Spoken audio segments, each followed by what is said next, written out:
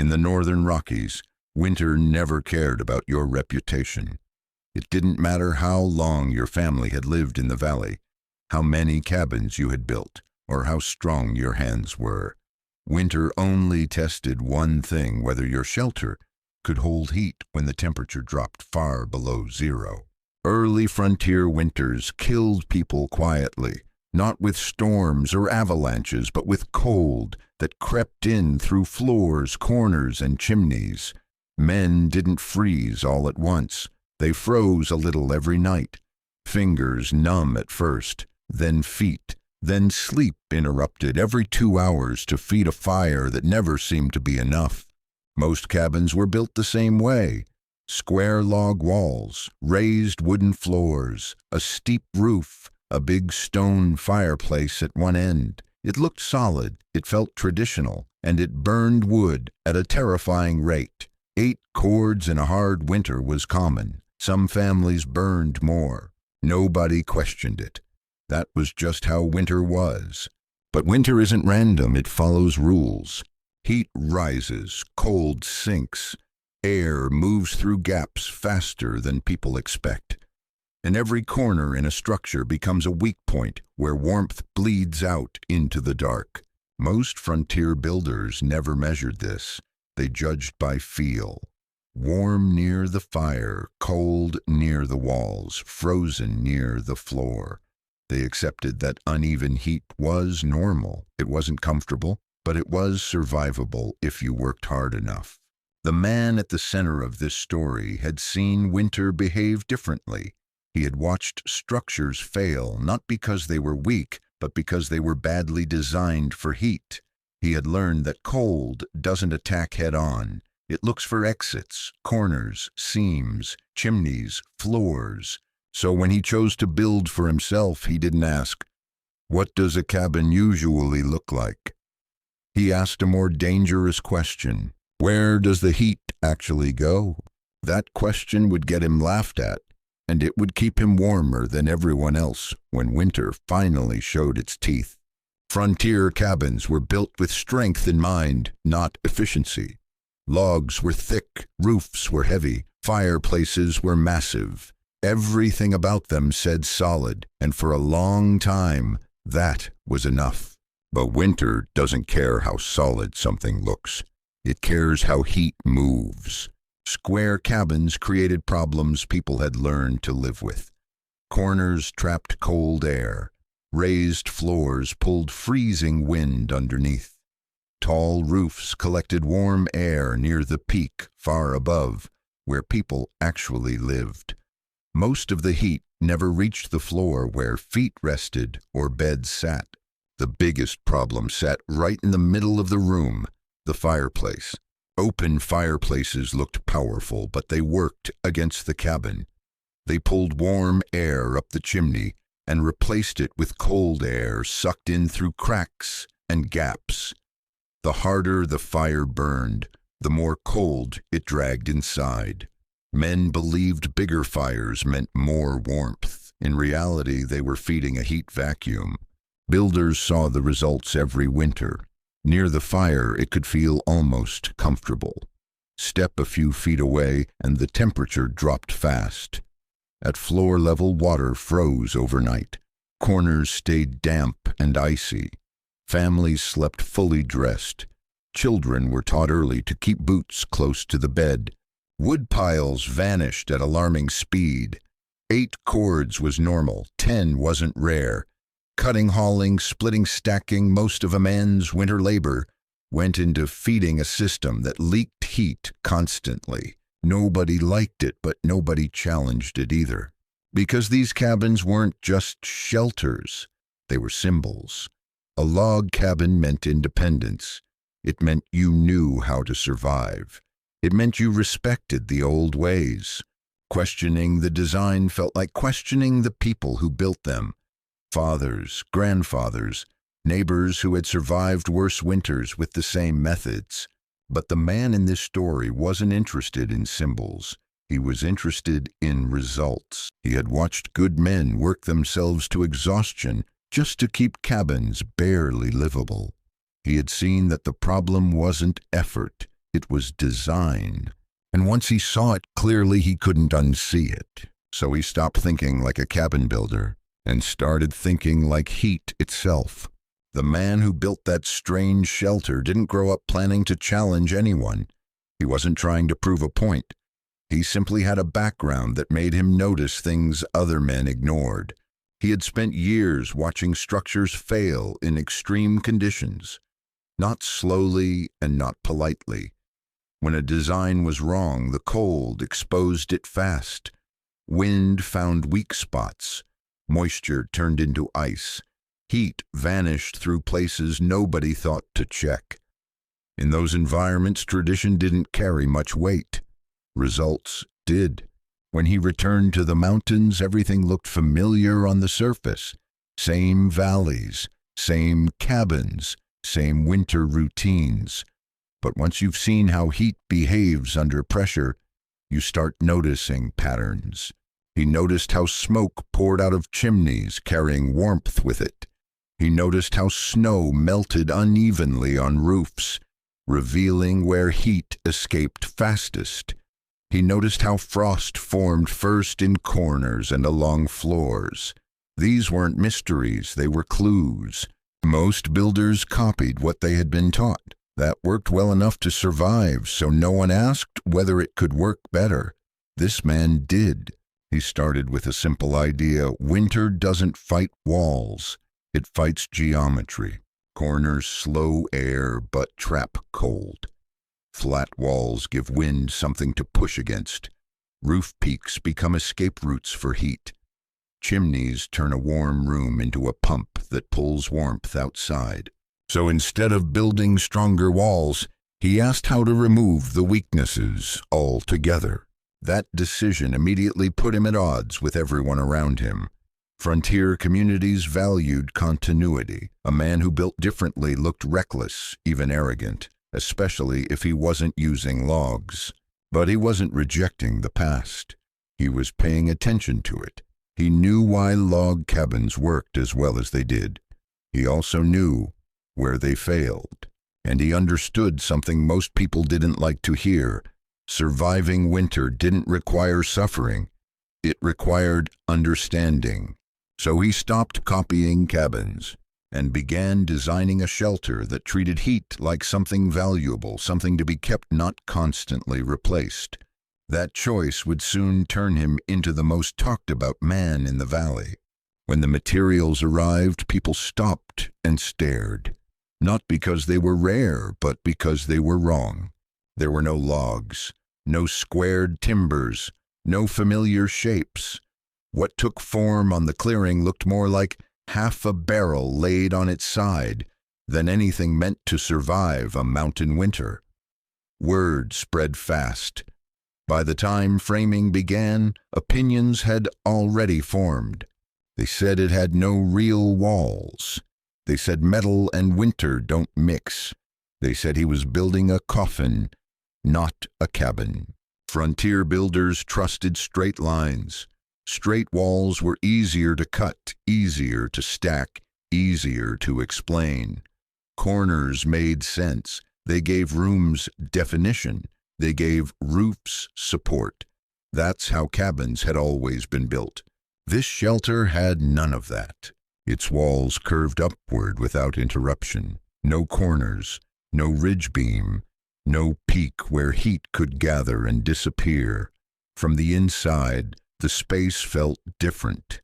Heat didn't rush upward and stall. It moved. The shape forced warm air to circulate instead of stratify. Instead of pooling near the ceiling, heat rolled down the walls and back towards the center. Cold air had nowhere to settle. Drafts had nothing to latch onto. People laughed because it looked thin, but they confused structure with skin. What they saw was only the outer layer. What mattered was what happened to heat once it was inside. Corners, the most common failure point in winter shelters, were gone. Wind slid over the curved surface instead of slamming into it. Snow didn't pile against flat walls. Pressure spread evenly instead of concentrating at joints. To men raised on square cabins, it looked unsafe. To Winter, it looked frustrating. The builder didn't argue with anyone. He didn't defend the design in public. He knew explanations wouldn't matter yet. Frontier people respected only one proof: winter, and winter was coming fast. When it arrived, that stupid wall would do exactly what it was built to do: keep heat where it belonged, inside. Most people thought winter entered a cabin through the walls. It didn't. Walls were only part of the problem. Cold came in from below, from above, and from anywhere warm air tried to escape. Raised floors were one of the worst offenders. Cold air flowed freely underneath, chilling the boards from below. No matter how hot the fire burned, feet stayed cold. Heat rose, leaving the lower half of the room underheated. People learned to live with numb toes and frozen water buckets. Corners made things worse. Where two walls met, cold air slowed and pooled. Moisture collected. Frost formed. These spots never warmed evenly, no matter how big the fire. Builders noticed it but treated it as unavoidable. Then there was the fireplace. Open fireplaces looked powerful, but they were inefficient by nature. For every unit of heat they gave off, several units went straight up the chimney. Worse, the fire pulled warm air out of the room and replaced it with cold air dragged in through cracks, gaps, and floorboards. The stronger the fire, the stronger the draft. Men thought they were heating the cabin. In reality, they were feeding a system that worked against them. The builder of the curved shelter understood this clearly. He didn't want heat that rushed upward and vanished. He wanted heat that stayed low, spread evenly, and lasted after the fire went out. So he eliminated the raised floor. He built on thermal mass that absorbed heat and released it slowly. He sealed the structure close to the ground, reducing airflow underneath. And he rejected the open fireplace entirely. This was the point where even sympathetic neighbors shook their heads. A cabin without a fireplace wasn't just unusual, it felt unsafe. Fireplaces were familiar. You could see the flames. You could judge their strength by sight.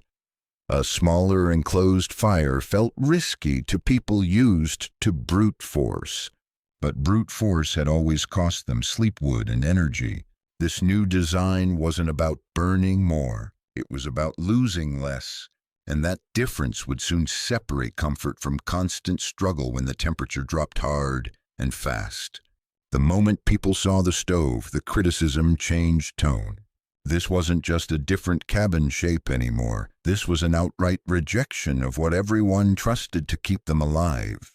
There was no wide firebox, no roaring flames, no logs stacked shoulder high beside the hearth. What sat at the center of the shelter looked small, almost fragile. A compact combustion chamber built to burn short pieces of wood, hot and fast. Frontier builders believed size mattered. Big fire, big heat. Anything smaller felt like gambling with your life. But this system worked on a different principle. Instead of letting heat escape up a chimney, it trapped it. Air entered low, fed the fire efficiently, and burned hot enough to consume smoke before it could leave. The exhaust didn't rush outside. It was forced through stone and earth, first transferring its heat before exiting. Most of the warmth stayed inside. The builder wasn't interested in flames you could admire. He wanted results you could measure. He wanted a system that charged thermal mass quickly, then let that mass release heat slowly over many hours. While others fed fires all night, he burned short, controlled fires morning and evening. The stone absorbed the heat. The floor and bench radiated it back steadily. The shelter stayed warm long after the fire went out. This was where experienced builders took it personally. They had spent decades perfecting fireplaces. They had passed that knowledge down. To see a smaller system outperform their work felt like an insult, even if no one said it out loud. They warned him constantly. They said it wouldn't last through real cold. They said it was fine for mild weather, but dangerous when temperatures dropped hard. They said he'd wake up frozen before dawn. He listened. Then he kept building. He wasn't reckless. He was precise. He calculated wood use. He measured interior temperatures. He planned for failure and built margins into the design. By the time the shelter was sealed and ready, winter was already pressing in, and soon the valley would find out whether tradition or efficiency mattered more, when the cold stopped being theoretical. By late fall, the shelter was finished. The walls were sealed. The heat system was set. Wood was stacked. From a distance, it still looked wrong. People stopped laughing and started worrying. In frontier country, mockery usually ends when winter gets close. This time was no different. Men began to say the same thing in quieter voices. He won't make it through January. They weren't being cruel. They were being practical. Everyone knew what deep cold did to bad decisions. A mistake in summer could be fixed. A mistake in winter could kill you. The talk spread through general stores, work camps, and church gatherings. Some said he should build a real cabin before snow closed the roads. Others offered spare shelters, backup places to stay, just in case. A few were blunt and said he was betting his life on an experiment. The experienced builders were the most concerned. They had seen what -40 did to good structures. They had watched fires fail, chimneys ice over, and men burn through their woodpiles before February even arrived. Metal walls worried them. Small fires worried them. Curved walls worried them most of all because they didn't fit anything they understood. The builder heard all of it. He didn't argue. He didn't defend himself at meetings or try to convince anyone. He knew something important: winter doesn't respond to explanations. He also knew that if he was wrong, the consequences would be immediate. That knowledge sharpened his attention. He double-checked seals. He adjusted airflow. He tested the stove repeatedly. He tracked how long heat stayed in the stone after each burn. He wasn't confident because he was stubborn. He was confident because he had measured. When the first snow came, people stopped visiting. Everyone turned inward, focused on their own preparations. Wood was split, supplies were hauled, doors were sealed. By December, the valley was quiet. And somewhere in the hills, a man sat inside a shelter everyone said would fail, waiting for winter to make its move. It didn't take long. January was coming, and it was coming hard. The real cold didn't arrive with drama. It arrived quietly, the way it always does. Temperatures slid downward day by day. 0 came and went, then 10 below, then 20. Wind followed steady and heavy, pressing against anything that gave it resistance. This wasn't a storm you waited out. This was cold that stayed. In the valley, fires were burning constantly. Men woke before dawn to feed them. Some never went fully to sleep. If the fire died, the room temperature dropped fast. Water buckets froze. Bread went hard overnight. Frost crept across the inside of window glass. This was normal. This was winter, when the deep freeze hit the kind old-timers compared to the worst years they could remember. Cabins showed their limits. Corners turned white with frost. Floors numbed feet through thick socks. Woodpiles shrank faster than planned. Inside the curved shelter, something different was happening. The fire had gone out hours earlier. There was no rush to relight it. The stone beneath the floor and along the bench still held warmth, not sharp heat, not blazing heat. A steady, even warmth that didn't care what the wind was doing outside. The thermometer on the wall told the truth. The temperature had dropped only a few degrees since the fire went out. Outside, the cold kept falling.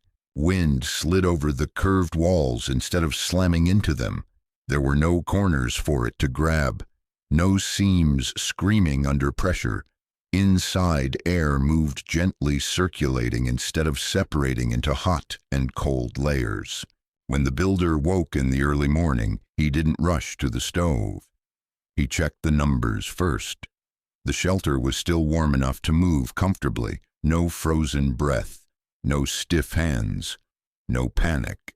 He lit the fire calmly. Short pieces of wood, hot, clean burn. Within minutes, the stone began charging again. Elsewhere in the valley, men were already on their second or third reload of the night. That morning marked the beginning of something people didn't expect. The cold wasn't winning, and for the first time, winter wasn't setting the rules. At first, people assumed it was luck. Maybe the wind shifted. Maybe the cold hadn't hit his ridge as hard. Maybe he was exaggerating. Frontier people trust patterns, not stories. One warm night proves nothing. But when the cold held for days, then weeks, and nothing changed, curiosity replaced doubt. Men began checking their own thermometers more often. They counted how many armloads of wood disappeared each day. They noticed how fast their fires burned down and how quickly rooms cooled when flames died. The numbers weren't flattering. Cabins that had survived generations were barely holding the low 50s with constant feeding. Corners stayed in the 40s. Floors were colder. Wood piles shrank fast. Men worked harder just to stay uncomfortable. Meanwhile, the curved shelter stayed steady. The fire burned for a few hours in the morning and a few hours in the evening. The rest of the time, heat came from stored warmth, not active flame. The temperature drop overnight was small, predictable, manageable. When one neighbor finally visited during the coldest stretch, the difference was impossible to ignore. He stepped inside, wearing heavy layers, and stopped. The air felt calm, warm, even. No roaring fire, no frantic feeding, just quiet heat doing its job. "How much wood are you burning?" he asked. The answer didn't make sense. He did the math anyway. Then he did it again. The shelter wasn't just warmer, it was using far less fuel to get there. That's when pride started to crack. 40 years of experience had taught men how to endure winter. This structure was showing how to control it. Not through toughness, but through understanding. People began bringing their own thermometers, not to argue, but to verify. They measured temperatures at the floor, the walls, the center of the room. They checked after fires went out. They compared notes. The results stayed consistent. Experience hadn't been wrong. It had just never been questioned. And once numbers entered the conversation, tradition lost its strongest defense. Because winter doesn't care how something should work. It only shows you how it does. Once people started measuring, the talking stopped. Arguments are easy when everything is opinion. They end fast when numbers line up. The cold didn't break for days. Wind stayed steady. Nights stayed brutal. This was the kind of stretch that exposed weak designs fast. Fires that worked in mild winters failed here. Wood piles that looked generous in November suddenly looked thin. Men compared notes quietly. How many hours did the fire need to stay lit? How far did the temperature drop overnight? How much wood disappeared in a week? The curved shelter kept producing the same answers. Interior temperatures stayed stable, not perfect, but predictable. The fire schedule didn't change. Wood consumption didn't spike. There were no cold corners, no icy floors, no panic at 3 a.m. That's when the tone shifted. Experienced builders came back not to criticize, but to observe. They touched the walls, they sat on the heated stone, they watched smoke move through the space to see how air circulated. They checked the stove after the fire had been out for hours and felt heat still coming off the mass. No tricks, No exaggeration, no hidden fuel, just design doing its job. One by one, objections fell apart. Metal wasn't freezing the interior. The small fire wasn't failing. The curved walls weren't collapsing. Everything people said would happen simply didn't. What hurt wasn't being wrong. It was realizing they had worked harder than necessary for decades. No one likes hearing that the struggle they accepted as normal wasn't required. But frontier people respect honesty, and the cold had delivered it cleanly. By the end of that stretch, nobody called the shelter stupid anymore. They didn't praise it either. That came later. At first there was only silence and recalculation. Men started asking different questions. Not why would anyone build that, but which part of it actually matters. Because winter had made something clear. This wasn't about style. It wasn't about tradition. It was about efficiency. And once that truth settled in the valley, began to change quietly the same way real frontier knowledge always spreads. The change didn't happen all at once. It never does in frontier places. No one tore down their cabin. No one announced they had been wrong. Pride doesn't work that way, especially among men who survived hard winters by their own hands. Instead, the ideas moved quietly. One man added stone along a wall where heat always disappeared. Another lowered his stove and shortened the chimney. Someone else sealed the gap under the floor instead of just feeding the fire harder. Small changes, practical changes, changes that didn't require admitting anything out loud. The builder of the curved shelter didn't push his design on anyone. He answered questions when asked. He explained what he had measured, not what he believed. He talked about heat movement, not theory. About wood saved, not opinions. That mattered. Frontier people don't trust enthusiasm. They trust calm confidence backed by numbers. By late winter, a few men had copied parts of the system. Not the whole shelter, just pieces.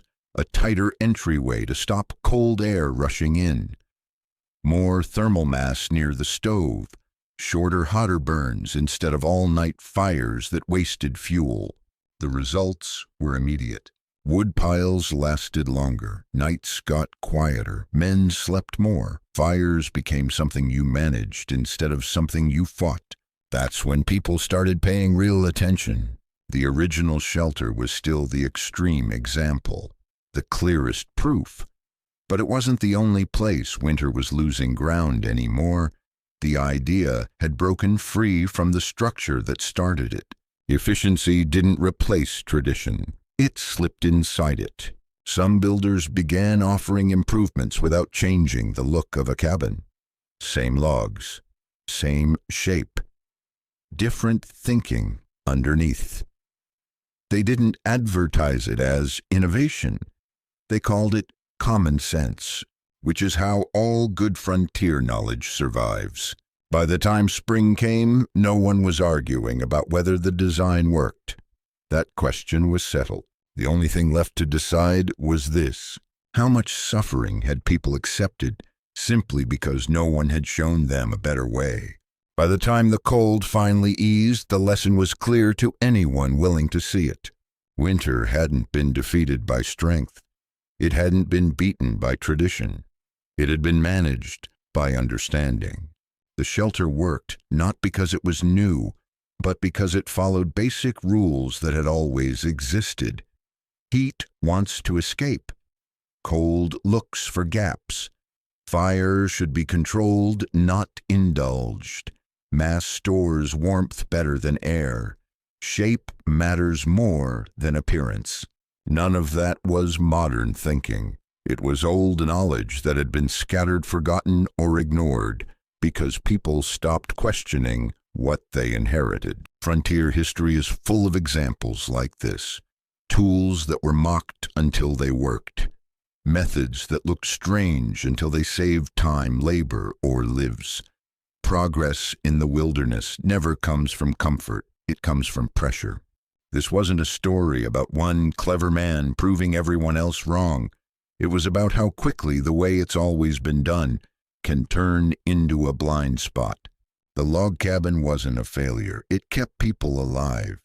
But survival and efficiency are not the same thing. One demands endurance. The other demands thought. What changed that winter wasn't just how people built shelters. It was how they thought about problems. They started asking where heat went instead of how big the fire was. They looked for losses instead of just adding effort. That mindset spread because it worked. Years later, the shelter itself would become just another building, but the lesson stayed. People remembered the winter when numbers silenced arguments, when comfort replaced constant struggle, when one stupid idea forced an entire valley to rethink what they believed about survival. That's the real frontier tradition. Not blind loyalty to the past, not rejection of it either, but respect for results. The wilderness has never cared about pride. It only rewards what works. And it always will. This story isn't locked in the past. It didn't end when the snow melted or when spring finally softened the valley. The problem it exposed is still with us. Most people today lose heat the same way frontier cabins did.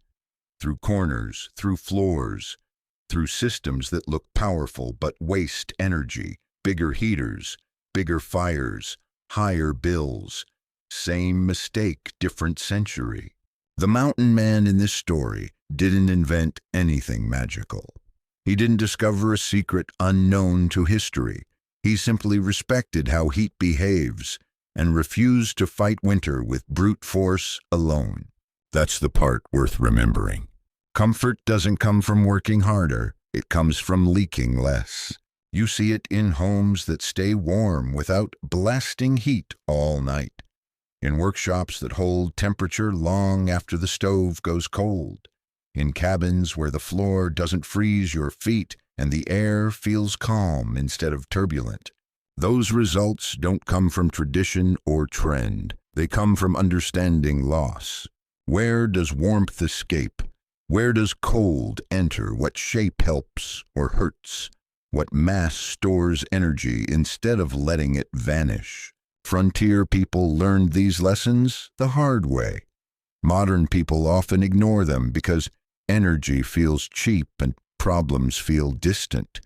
But when systems fail, when power goes out, when fuel runs short, the same rules apply again. That's why stories like this survive. Not because they're dramatic, not because they challenge pride, but because they offer something practical. A reminder that nature doesn't negotiate, it only responds to design. The man who built that shelter didn't try to outsmart winter. He listened to it. He watched how it behaved and adjusted accordingly. That's why his solution lasted. In the end, the lesson is simple and uncomfortable. Most suffering isn't caused by harsh conditions. It's caused by refusing to question familiar solutions. The frontier rewards those who pay attention. It always has.